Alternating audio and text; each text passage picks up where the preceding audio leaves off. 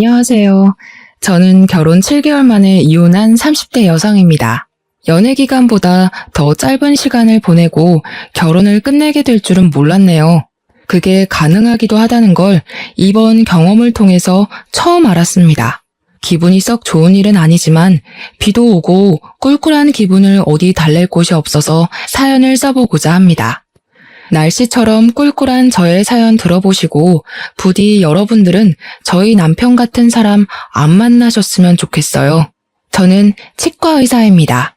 동네 괜찮은 곳에 병원을 냈고 저 혼자 원장이어도 제법 운영이 잘 되는 치과였습니다. 남편을 만나게 된 건 의사 대 환자로서였어요. 남편이 저의 치과를 이용하기 시작한 다음부터 제게 적극적인 관심을 보여줬는데요. 처음에는 남편의 관심이 상당히 부담스러웠어요. 그런데 사적인 감정 때문에 환자를 따로 안 받는 건 의사로서 말이 안 되잖아요. 제가 정중히 거절하면 되는 마음이고 계속 밀어내다 보면 남편이 호의 표시를 그만하겠지 싶었어요. 그런데 남편은 치료를 다 끝냈는데도 한 번씩 우리 병원에 들러서 직원들에게 음료수 사주고 도시락을 쏘고 하더라고요. 한 번은 남편의 그런 행동에 따로 경고를 하기도 했었어요. 그만해달라고 말이죠. 근데 그 상황에서 남편은 오히려 제게 고백을 해버리더라고요. 저더러 따로 연락하는 남자나 맞선이 예정된 상대가 있는 게 아니라면 한 달만 만나달라고 하대요. 웃기게도 너무 사정을 하길래 제가 결국 알겠다고 하고 받아줬어요. 대신 한 달 뒤엔 그만해달라고 했죠. 그렇게 친구처럼 만나기 시작했는데 말도 안 되게 저는 남편의 매력에 빠져버렸습니다. 한 달이 끝났는데 남편이 제게 다시 고백을 했는데 그땐 제가 한 달 전과 다른 마음으로 받아주게 되었어요. 신기하게도 그 인연으로 결혼까지 하게 되었네요. 남편은 일반 중소기업 사원입니다. 시모는 남편 초등학생 때부터 시부랑 일찍 사별하고 혼자서 남편을 대학까지 졸업시켰다더군요. 시부가 돌아가신 이후 시모랑 남편은 참 어렵게 살았다고 했습니다. 시모 혼자서 남편 키우느라 장사도 하고 배달도 하고 설거지 등등 굳은 일은 다 하면서 말이죠. 그 얘기 들으니 만나보지도 못한 시모가 문득 존경스러웠습니다. 그런 엄마 밑에서 자란 자식인 남편의 인품은 안 봐도 훌륭할 거란 생각까지 들었죠. 근데 기대를 갖고 만난 시모의 첫인상은 제가 생각했던 것과는 많이 달랐습니다. 일단 성격이 당황스럽게도 좀 깐깐했어요. 약간 자격지심이 있는 것 같기도 했고요. 결혼 인사를 갔던 날 처음 만났는데요. 시모가 고생 많이 해온 사람처럼 생기긴 했더라고요. 시모 연세가 우리 엄마랑 동갑이라 들었는데 솔직히 연세를 몰랐더라면 저희 엄마보다 더 많아 보이긴 했습니다. 어쨌든 시모가 제게 처음 한 말이 꽤나 직설적이었기에 아직도 기억에 남아있는데요. 나는 우리 아들 정말 귀하게 키웠어요. 일확천금이 있어도 우리 아들이랑은 안 바꿀 정도로요. 우리 집 형편 안 좋다고 아가씨 집에서 우리 아들을 조금이라도 무시하거나 낮은 취급했다간 나 가만 안 있을 겁니다. 제가 간단한 인사를 드리자마자 시모한테 들었던 첫 대사였습니다. 경고였다고 표현하는 것이 더 적절하겠네요. 그런 시모를 자중시킨 건 남편이었어요. 남편도 시모의 갑작스러운 경고에 당황한 것 같더라고요. 그럴 리가요. 저희는 동등한 입장에서 결혼하려는 건데요. 저희 부모님도 돈으로 사람 판단하는 분 아니세요. 그런 게 걱정이시라면 너무 신경 쓰지 않으셔도 되세요. 그건 모르는 일이지요. 어느 집에서 치과 의사 하는 딸을 신혼집 한 채 못 해주는 집에 시집 보내고 싶어 하겠어요? 아직 젊어서 모르나 본데 결혼해본 어른들이라면 집안 형편에 대해 중요하게 생각해요. 엄마, 손님 모셔놓고 너무 말 세게 한다. 안 그러기로 약속했잖아. 그러지 말고 우리 밥부터 먹자. 시모가 저를 너무 대놓고 경계하자 남편이 시모를 계속 진정시켰습니다. 그래도 시모가 우리 결혼을 애초에 반대할 생각은 없었던 것 같았어요. 결혼 허락 못한다는 소린 안 하시더라고요. 그냥 좀 경계가 심했다 정도였어요. 어렵게 생계를 이어온 시모 입장에서는 아들이 기죽는 장가는 안 보내고 싶겠죠. 충분히 그럴 수 있다고 이해했습니다. 그리고 시모는 원래 좀 마음의 문을 닫고 있는 사람 같았어요. 저뿐만 아니라 남편에게 얘기를 할 때도 따뜻한 말씨로 대하는 건 아니더라고요.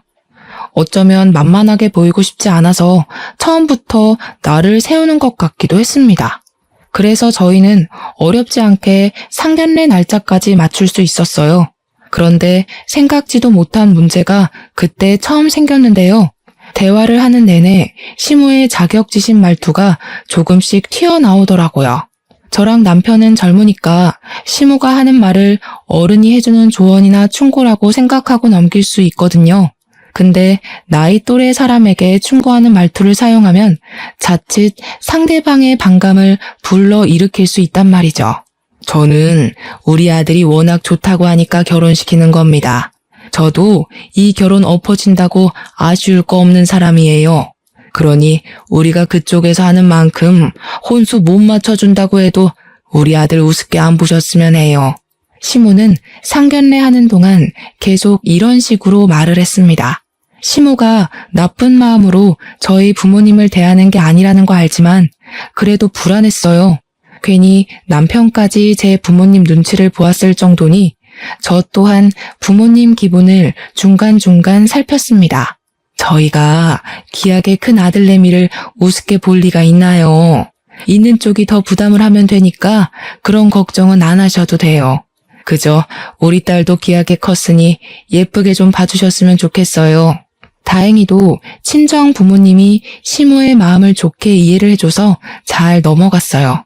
근데 아마 티만 안 났을 뿐 부모님도 마음이 안 좋으셨을 겁니다. 시모가 형편 차이 때문에 저를 너무 안 좋게 보는 것이 상견례 내내 속상했을지도 모르죠. 그래도 숨막히던 상견례가 무사히 끝나서 다행이었어요.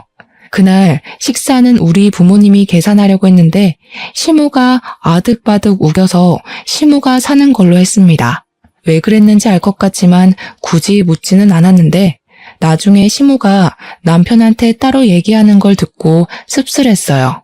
시모가 남편에게 이런 사소한 식사값마저 우리 부모님 쪽에서 내도록 하면 우리 집안 같은 사람들이 은근 남편 집안을 무시한다고 남편한테 잘 새겨들으라 조언을 해주고 있더라고요. 정작 저희 부모님은 혹시 시모가 괜한 자격지심으로 저를 괴롭게 하진 않을까 그걸 걱정하셨거든요. 그래도 남편이 저랑 시모 중간에서 다리 역할을 잘해줘서 상견례 이후에도 큰 문제는 없었어요. 시모가 여전히 저를 경계하는 건 감안해야 할 부분이라 생각하고 애써 이해하며 결혼 준비를 이어갔습니다. 제게는 주기적으로 참석하고 있는 모임이 하나 있어요. 결혼하기 전 모임 사람들이 저 결혼한다니까 남편을 미리 소개해달라고 하더라고요. 그래서 남편에게 양해를 구해 의사 동기 모임에 남편을 데려가 소개한 적이 있었습니다. 저는 예비부부 자격으로 참석했지만 그 모임에 오는 사람들은 다 결혼을 해서 부부 모임이나 다름없는 곳이었어요. 그중 제가 결혼 막차를 타는 입장이었죠. 제 친구들이랑 친구들 남편을 만나는 자리라고 했더니 남편이 상당히 긴장하길래 불편하면 안 가도 된다고 말해 주었어요.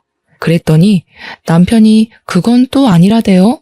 제 친구들한테 잘 보이고 싶다 보니까 뜻하지 않게 긴장되는 거라고 괜찮다고 하더라고요.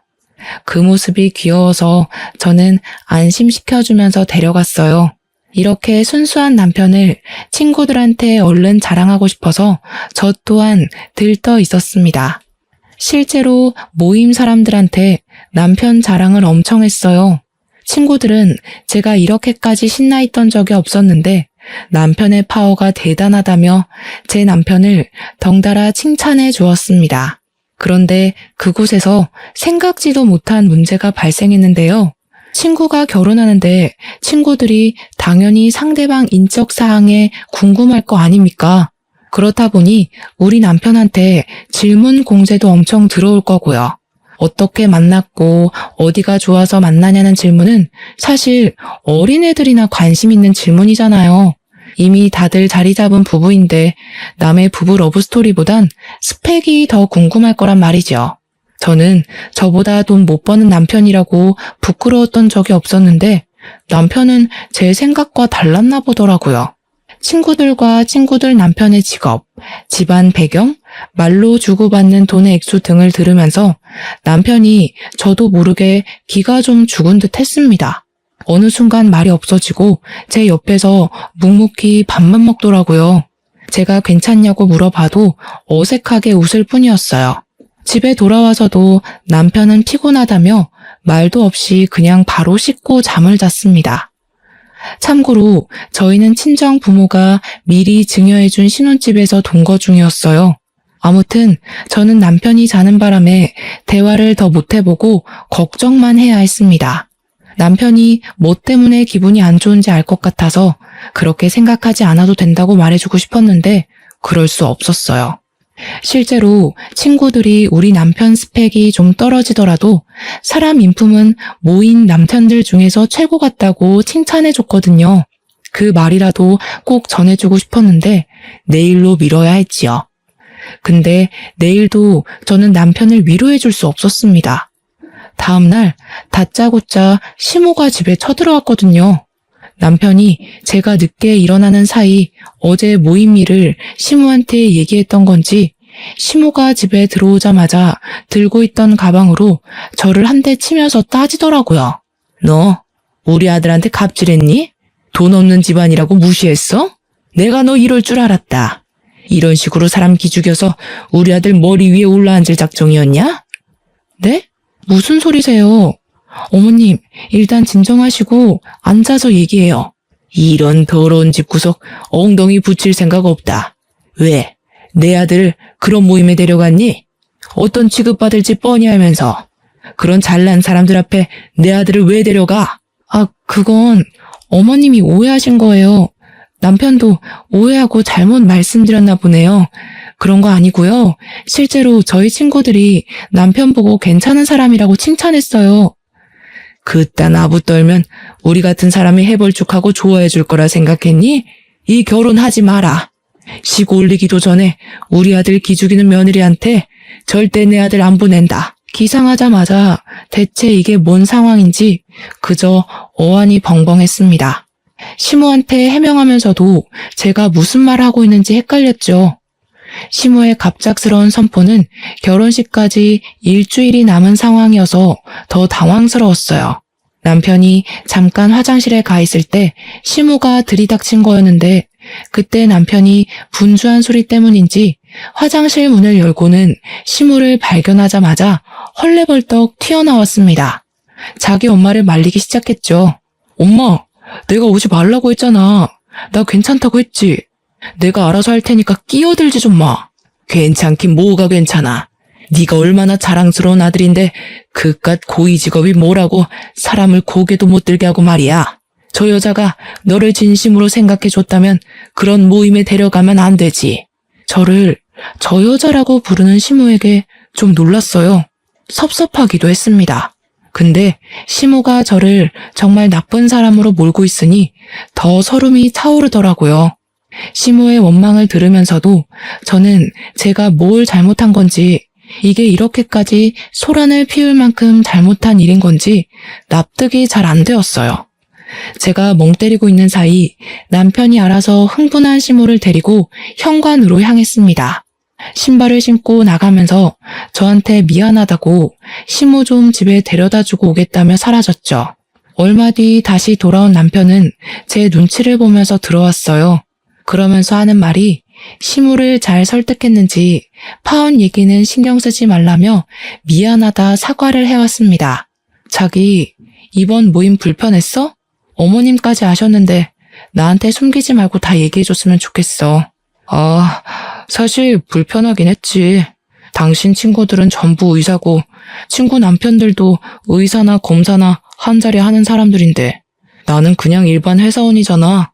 내가 못나서 자기까지 못나 보일까봐 미안해서. 그런 생각이 들었으면 나랑 먼저 얘기를 해서 풀어야지. 어머님한테 전화해서 상담하면 어떡해? 그리고 당신은 내가 당신을 직업으로 판단할 사람으로 보였어? 그게 아니라 그냥 나 혼자 좀 그랬나 봐. 미안해. 다음부턴 당신한테 얘기해 줄게. 저는 남편에게 다시 한번 제 생각을 전하면서 남편의 있는 그대로의 모습을 사랑한다고 말해 주었어요. 마치 사춘기 아들을 달래는 기분이 들어서 조금 황당하기까지 했네요. 어쨌든 남편은 제 마음을 알아준 건지 지난 날을 돌아보면서 반성하였습니다. 그렇게 저희 결혼 준비는 잠깐의 방황을 해결하고 무사히 진행되었죠. 결혼식을 올리고 신혼여행 다녀올 때까지 계속 정신이 없었어요. 신혼여행 이후 한 달 정도는 신혼살림을 정리하는 데에 시간을 거의 다 뺏겼을 정도였습니다. 어느 순간부터 좀 한가해졌다고 느꼈을 때 사실 집들이를 할 수 있었는데도 저는 일부러 집들이를 생략했어요. 제 친구들이 집들이 언제 하냐고 기다리고 있었거든요. 친구들도 결혼하고 나서 집들이를 했고 어떻게 보면 저희 모임 사람들은 거의 당연하게 집으로 사람들을 초대했던 것 같습니다. 그런데 그걸 저는 안 하겠다고 했어요. 이유는 남편을 생각해서였습니다. 그 모임 사람들 때문에 결혼하기 전 처음으로 다퉈봤는데 다툼의 원흉을 굳이 또 불러서 남편과 제 사이의 불안을 다시 만들고 싶진 않았어요. 아무래도 남편이 기죽었던 것이 마음에 걸리더라고요.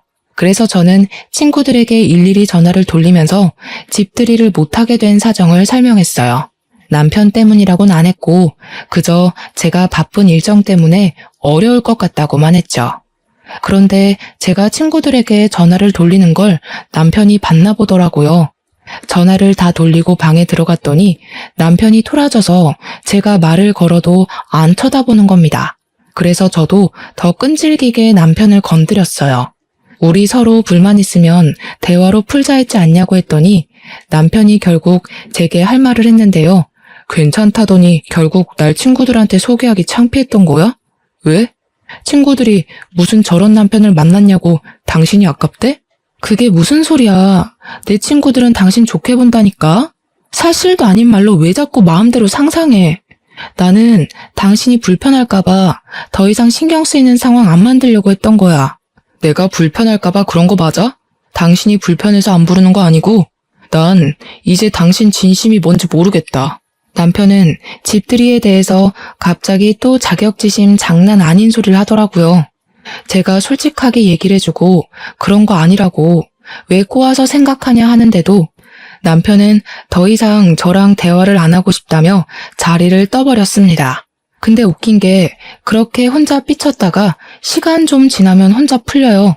이게 몇 번 반복이 되었었는데 어느 순간부턴 저도 지쳐서 그냥 내버려뒀습니다. 제가 남편한테 제 친구들 얘기를 안 하는데도 남편이 혼자 저를 밀어냈다가 당겼다가 하길래 그게 가끔씩 이해가 잘 안 되기도 했는데요. 굳이 싸우기 싫어서 남편한테 물어보진 않았거든요. 근데 남편이 결혼하고 나서부터 자기 직장에서 은근 저랑 비교를 당하나 보더라고요. 갈수록 예민해지더니 집에 와서는 저보다 우월하려고 기를 쓰는 느낌이 드는 겁니다. 어느 날 제가 일 때문에 잠깐 빨래를 밀었었는데 남편이 그동안은 별말 없다가 뜬금없이 그걸로 시비를 걸기 시작했어요. 이럴 거면 일을 그만두던가. 집에 여자가 있는데 어떻게 집안 꼴이 이렇게 엉망이야? 집 신경 안 쓰고 계속 일할 거면 차라리 나한테 돈이라도 주든지 해. 뭐? 집안일 안 한다고 돈 달라는 건 뭔 논리야? 그리고 집안일은 나만 해야 돼? 당신이 먼저 빨래 봤으면 좀 해줄 수도 있는 거잖아. 그럴 거면 아내랑 남편이란 말이 왜 있겠어? 우리 집은 다른 집이랑 다르게 남편이랑 아내 사이에 격차가 너무 없는 것 같아. 그러니까 내가 어디 가서 귀를 못 펴는 거야. 집안의 가장은 난데 어디에서도 인정받을 부분이 없잖아. 당신 갈수록 이상해지는 거 알아? 직장에서 무슨 소리를 듣는 거야? 왜 이렇게 일만 다녀오면 예민해져서 난리야. 아, 됐고. 그래서 하고 싶은 말이 뭔데? 당신만 바깥일하고 나는 집안일만 했으면 좋겠다는 거야? 그래.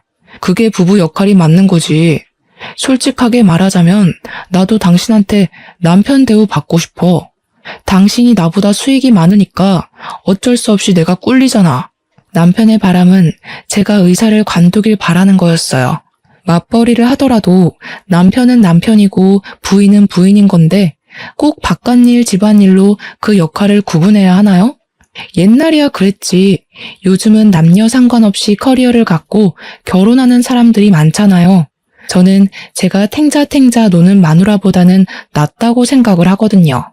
남편의 제안은 정말 터무니없고 철없기만 해서 그냥 못 들은 걸로 하겠다고 하고 무시해버렸어요.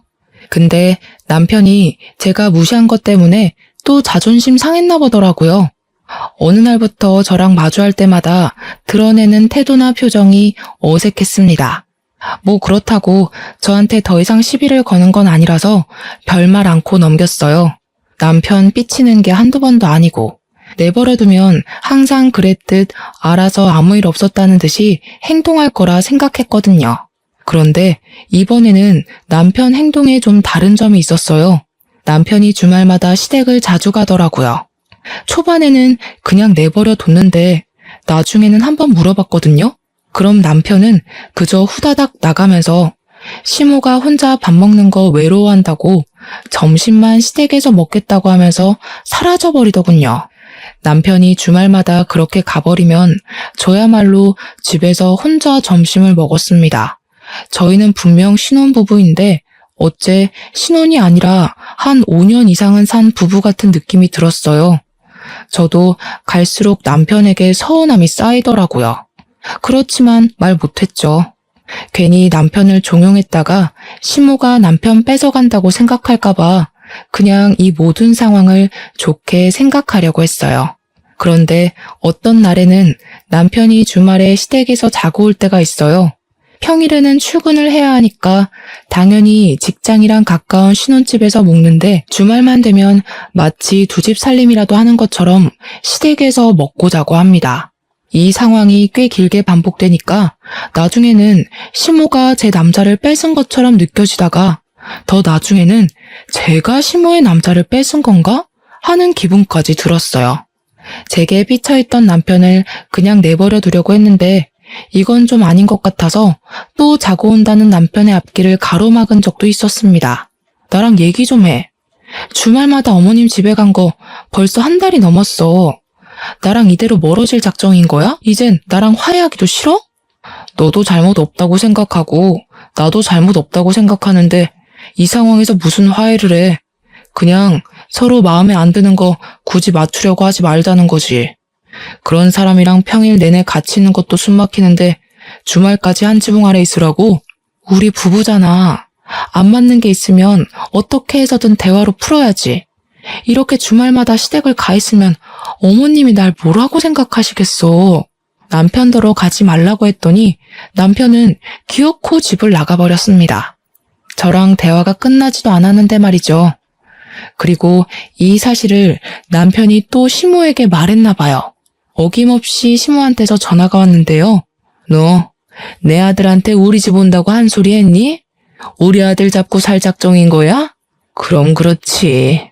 네가 우리 아들을 남편으로 안 보고 네 발 아래로 봤으니까 그렇게 함부로 사람을 지지고 볶겠지. 어머님, 도대체 남편이랑 저한테 왜 이러시는 거예요? 제가 남편 무시한 적 없다고 몇 번을 말씀드려요. 남편 좀 보내주세요. 어머님이야말로 계속 남편한테 쓸데없는 소리 하시니까 남편이 줏대 없이 흔들리는 거 아니에요. 이 봐라. 이젠 시엠이고 뭐고 없다 이거지? 아무리 의사라도 사람을 이렇게 무시할 순 없다. 우리 아들이 평일 내내 스트레스 받는 것 같던데 주말에는 좀 쉬게 놔둬라.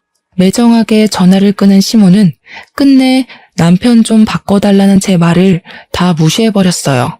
남편은 제 연락을 아예 받지 않았습니다.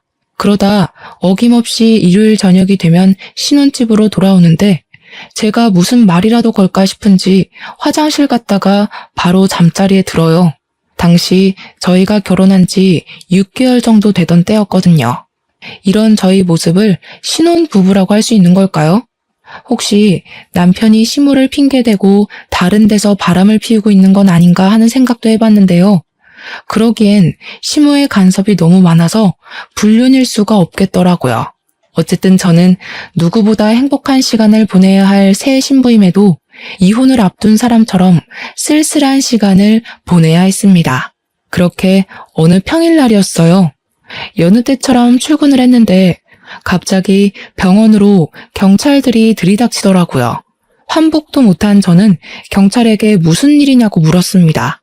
그랬더니 경찰이 뜬금없이 거짓 청구 신고로 수사를 하겠다는 겁니다. 잠깐만요. 거짓 청구라뇨. 저희 병원에서 거짓 청구를 했다는 말씀이세요? 죄송하지만 잘못 알고 오신 거 아니에요? 저희는 그런 적이 없는데요. 제가 경찰의 말에 강력하게 부정을 표현하자 경찰이 저를 훑어보더니 여기 원장이냐고 묻더군요. 그래서 제가 원장이라고 했더니 경찰이 자세한 신고 내용을 말해주었습니다. 우리 병원에서 제가 진료 행위를 하지도 않았는데 했다고 사문서를 위조하는 부정 방법으로 진료비를 갈취했다는 겁니다. 그게 수사 이유래요. 저는 설명을 듣고도 더 이해할 수 없어서 무슨 말도 안 되는 소리를 하냐고 대체 누가 그런 엉뚱한 신고를 했냐고 따졌습니다. 그러나 경찰은 제 말을 더 듣지 않고 경찰서 가서 얘기하라며 저를 데려갔죠. 그 사이에 저희 병원은 압수수색을 당했습니다. 저 살면서 경찰서에 가본 건 처음이었어요. 무척 당황스럽기도 했고 또 무섭기도 하더라고요. 저는 절대 범법 행위를 한 적이 없지만 만약 제 누명이 억울하게 죄로 성립된다면 저는 바로 의사 면허가 정지되거든요. 징계를 받을 수도 있고요. 그런데도 저는 경찰이 제게 뭐라고 묻는 말에 모르는 사실이라 모른다고 말할 수밖에 없었어요. 경찰들이 모른다는 말을 제일 싫어한다고 하대요. 하지만 저는 진짜 모르는데 어떡합니까? 제 말을 믿어주지 않는 경찰을 앞에 두고 저는 답답함에 가슴을 쳐야 했습니다. 대체 어떻게 된 일인지 알 수도 없고 가늠도 안 되었어요. 그저 어쩌다가 내 꼴이 이렇게 된 건가 스트레스 받기만 했죠. 그리고 1시간 조금 넘은 시간 뒤 실제 압수수색에서 증거 자료가 나왔다고 하는 겁니다. 그 사실을 듣고 제가 얼마나 놀랐는지 몰라요. 그것 때문에 경찰이 저를 더 거짓말쟁이로 보더라고요. 증거 자료는 환자 한 명이 병원에 내원하지도 않은 날짜에 후속 처리 진료가 되어 있는 기록지라 했습니다. 그것을 통해 요양급여 비용을 추가 청구했다고 되어 있는 자료들이었죠. 그 환자가 이 사실을 알고 병원 측에 얘기를 해서 들통이 나게 된 거라는데 저는 정말 하나도 모르는 얘기였어요. 이보세요, 경찰 선생님. 대체 그분이 누군데요? 저는 모르는 사실이라고요. 제가 거기 원장인데 그런 비리도 몰랐겠어요? 제가 그런 짓 저지를 사람인지 아닌지 더 꼼꼼하게 확인해 보세요. 고작 그 자료 하나 가지고 사람 억울하게 하지 말고요. 저도 큰 소리를 낼 생각은 아니었는데 그대로 가만히 있다가는 제가 완전 호구되겠더라고요. 그래서 항의할 수 있을 만큼 기를 썼습니다. 답답해서 경찰한테 계속 따졌더니 결국 경찰이 신고자를 알려주었는데요. 당황스럽게도 신고자는 우리 치과에 일하는 치위생사 선생님이었어요. 우리 병원의 치위생사는 총 3명입니다. 치위생사 선생님들은 저랑 같이 일한 연차가 기본 2년은 되어요. 그래서 제가 그 선생님들 성격을 모르지도 않고 대충 어떤 사람들인지도 알고 있습니다. 그 선생님들 중 한 명이 신고했다는 건데 제가 평소 생각하고 있는 선생님들 인품을 떠올리면 그럴 만한 인물들이 없어요. 그럴 리가 없어서 저는 당장 그 신고자를 불러달라 했지만 신고자 보호법 때문에 그럴 수 없다고 하더라고요. 저 이대로면 꼼짝없이 의사 면허 정지되는 걸 두고 볼 수밖에 없는 실정이었어요. 그 사이 제 사정이 남편한테 전달되어서 남편이 경찰서로 찾아왔는데요. 그래도 가족이라고 남편을 보자마자 마음 한편에 무서웠던 감정이 사르르 녹더라고요. 저는 제 억울한 사정을 남편한테 호소하면서 결국 눈물을 보이고 말았습니다. 우리 부부 한동안 다퉈서 말도 잘 안 섞었었는데 어려운 처지에 처하니까 냉각 끼고 뭐고 그런 건 전혀 개의치 않아지더라고요. 저 못지않게 놀랐던 남편이 저를 달래주는데 걱정을 많이 해줘서 고마웠어요. 든든하기도 했고요. 그런데 그것도 아주 잠깐의 감동이었습니다. 남편이 뜬금없이 황당한 소리를 하더라고요. 이참에 잘 됐어. 내가 일하면 되잖아. 당신은 그냥 집에서 푹 쉬면서 집안일 하면 되지.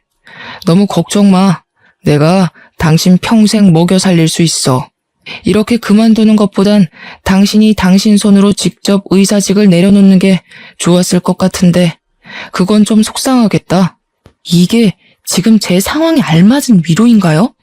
어째서인지 남편은 제가 일을 못하게 된 것에 대해 그리 속상해하는 것 같지 않았어요. 저도 모르게 남편이 남처럼 낯설게 느껴지더라고요. 그래서 맞잡고 있던 손까지 슬쩍 놓아버렸습니다. 남편의 말을 못 들은 척하면서 경찰한테 다시 제 의견을 어필했어요. 저는 이 사실 인정 못한다고. 내가 모르는 사실 때문에 자격정지를 받아들일 수 없다고 따졌죠. 그러면서 지금 이 상황에 대해 소송할 거라고도 했습니다. 그랬더니 갑자기 경찰이 아닌 남편이 나서서 저를 말리는 거 아니겠어요? 무슨 소송을 한다고. 어차피 완전 그만두게 되는 것도 아니고 6개월 정지 후에 풀릴 거잖아. 소송하려면 변호사 선임도 해야 되는데 왜 굳이 그런 쓸데없는 데 돈을 날려? 싫어. 내가 하지도 않은 짓 때문에 죗값을 받아야 되는데 당신은 당신 와이프가 억울하게 누명 쓰는 거에 대해서 속상하지 않아? 어떻게 아무것도 안 해보고 바로 인정을 할 수가 있어? 설마 내가 진짜 범법행위 저질렀다고 생각하는 거야? 그런 게 아니라 더 깊게 파고들면 그만큼 조사가 오래 진행되니까 그렇지. 그럼 당신 더 속상할 거잖아. 나는 당신 기분 걱정해서 얼른 넘기고 싶었던 거야. 그냥 6개월만 휴가 받았다고 생각하고 쉬면 안 되겠어? 남편이 저를 생각해서 말하는 내용은 전혀 저를 염두에 둔 생각이 아니었어요. 남편은 제 기분을 걱정해서라고 말을 했지만 제가 보기엔 남편이 이 상황을 빨리 넘기고 싶어 하는 것처럼 보였습니다. 설마 늘 내가 일을 그만뒀으면 좋겠다고 생각하던 사람이라서 막상 일 못하게 되니 그게 좋은 건가? 싶은 생각도 들었어요. 만약 그런 거라면 정말 너무 서운했습니다. 와이프가 누명을 쓰고 경찰서까지 왔는데 이 와중에도 자기 생각밖에 안 했다는 거잖아요. 제 생각이 정확하다는 증거는 없었지만 한번 그 생각이 들자 남편이 꼴도 보기 싫어졌어요. 그래서 저는 경찰서를 더 떠날 생각을 안 했습니다. 제가 버티고 앉아있자 제 고집을 못 이긴 남편이 한숨을 쉬더라고요. 그러더니 잠깐 화장실 다녀오겠다고 자리를 뜨는 겁니다. 화장실은 저도 가고 싶었던지라 남편이 자리를 뜨고 한 1분 뒤에 뒤따라 나갔습니다. 근데 앞장서서 가는 남편이 화장실로 안 가고 비상구 계단으로 방향을 틀더라고요. 그걸 보고도 별 생각 안 할 수는 있는데 왠지 모르게 기분이 찝찝했어요. 남편에 대해 수상쩍은 마음도 아까부터 갖고 있었고요. 그렇다 보니까 저도 모르게 남편처럼 방향을 틀게 되는 겁니다. 기척을 죽이고 비상구로 몰래 발을 들였는데 그때 남편이 누군가와 통화하는 걸 엿듣게 되었어요. 큰일 났어. 지금 와이프가 소송하겠다고 난리야. 그럼 우리 짓인 거 다 걸리는 거 아니야? 그 치위생사 입 제대로 막은 거 맞아? 갑자기 우리 배신해서 다 밝히면 나 깜빵 가야 되잖아. 아, 그건 싫다고. 아유, 걱정 말라니까 그러네. 그 치과 선생님은 자기가 300만 원이나 처먹었으면서 양심 있으면 입을 열면 안 되지. 이 엄마가 우리 아들 깜빵 보낼 짓을 저지르겠어? 소송해봤자 증거가 확실히 있는데 자기가 무슨 수로 승소를 해? 걱정하지 마. 저 그 자리에서 제가 잘못 들었나 싶었습니다. 분명 남편 목소리랑 심호 음성이 맞았는데도 제가 어디에 현혹되어 환청을 듣는 건 아닌지 몇 번이고 정신을 차렸어요. 그런데도 제 귀에 들렸던 둘의 통화 내용은 사실이 맞았고 그건 제게 너무 큰 충격이었습니다. 어처구니 없게도 제게 누명을 씌운 사람들이 심호랑 남편이었어요. 우리 병원 치의생사한테 돈을 줬다고 하는 것 보니 어떤 선생님인지도 가늠이 되더라고요. 우리 치과에 좀 못 사는 치의생사 선생님이 계세요. 그 선생님이 치의생사 일을 하면서도 저녁에는 집에서 부업을 한다고 했거든요. 홀어머니를 모시고 월세 사는 친구라 돈 모으는데 중요하다는 말을 들었었습니다. 그래서 시모가 말하는 그 300만 원이란 돈에 가장 흔들렸을 선생님일 거예요. 남편이랑 시모가 제 치과를 종종 들락거렸었는데 그 때문에 저희 선생님들과 안면 트면서 지냈거든요. 시모가 제게 누명을 씌울 작정이었다면 아마 선생님들 성향을 파악해서 돈으로 유혹하기 쉬운 선생님을 골랐을 겁니다. 그리곤 자기네들이 사문서 위조한 자료를 그 선생님에게 부탁해 일을 꾸며달라 했겠죠. 어떻게 가족이란 사람들이 이런 짓을 벌일 수 있단 말인가요? 저는 남편을 깔본 적이 없는데 그런 취급을 받으면서 이렇게 경찰서까지 방문을 해야 하는 것이 너무 비정상적인 상황이지 않습니까? 듣자 하니 시모는 제가 남편보다 돈을 월등하게 벌고 있는 것도 마음에 안 들었고 자꾸 남편이 저랑 비교당하면서 기죽는 게 싫었겠죠. 또 남편이 제 머리 위에서 떵떵거리고 살았으면 좋겠는 마음에 이런 말도 안 되는 짓을 꾸민 거겠죠. 그 못된 욕망이 얼마나 강했으면 이런 짓까지 벌일 수 있는 건지 저는 그저 이 상황이 너무 충격적이라 더는 이해해 줄 수가 없었어요. 비상구에서 엿듣는 걸 그만하고 저는 당장 비상구로 쳐들어가 남편의 뒤통수를 휘갈겼습니다. 구석에 처박혀서 발을 동동 구르고 있던 남편이 놀라면서 비명을 악 질렀어요. 저를 돌아본 남편 얼굴이 급격히 창백해졌는데 꼴 좋았습니다. 정말 실망이다. 그놈의 자격지심이란 게 이렇게 무서운 건 줄 몰랐네. 그냥 사람 대 사람으로 지낼 순 없었어? 나는 한 번도 당신을 못났다고 생각한 적 없는데 내가 세상에서 제일 찌질한 새끼랑 살고 있었구나. 이제 보니까 당신 못난 거 맞다. 내가 본 사람들 중에 역대급으로 못났고 불쌍해. 뭐? 어떻게 남편을 그런 식으로 말할 수가 있어? 아니, 대체 언제 들어온 거야? 설마 나 통화하는 거 다 들었어? 여기서 내가 안 들었으면 앞으로 나 어떻게 됐을까? 그거 생각하니까 진짜 끔찍하다. 멀쩡한 사람 속여서 직장 관두게 만들어 놓고 당신이랑 당신 엄마는 뻔뻔하게 기세등등했을 거 아니야. 가서 당신 엄마한테 전해. 그쪽 덕분에 안 그래도 찌질한 아들 시궁창 제대로 빠졌다고. 저는 남편이 들고 있는 폰을 뺏으려고 했어요. 그러자 남편이 피하면서 갑자기 제 앞에 무릎을 꿇더라고요. 여보, 그런 게 아니야. 당신이 어디서부터 어디까지 들었는지 모르겠는데 사실이랑 왜곡된 부분이 많을 거야. 일단 나는 엄마가 시키는 대로 해서 뭐가 뭔지 잘 몰라. 장난하니? 나 처음부터 다 들었어. 더 듣기 싫어서 당신 머리통 후려친 거고. 어떻게 다 들킨 마당에도 발뺌하기 바쁘냐? 정신이 똑바로 박혔으면 사과 먼저 해야 되는 거 아니야? 아, 미안해. 진짜 미안해. 근데 난 진짜 엄마가 시키는 대로 해서 아무것도 몰라. 네가 우리 엄마랑 통화해봐. 남편이 아직 끊기지 않은 휴대폰을 제게 내밀었어요. 잘됐다 싶어서 저 바로 시무랑 통화를 했죠. 어머님 아들이 깜빵 갈지 안 갈지를 왜 어머님이 정해요? 안타깝게도 어머님 아들은 어머님 때문에 깜빵 가게 될 거예요. 저를 그렇게 일 관두게 만들고 싶었어요. 그런데 머리 쓸 시간 있으면 아들 의사시키는데 기를 쓰지 그러셨어요.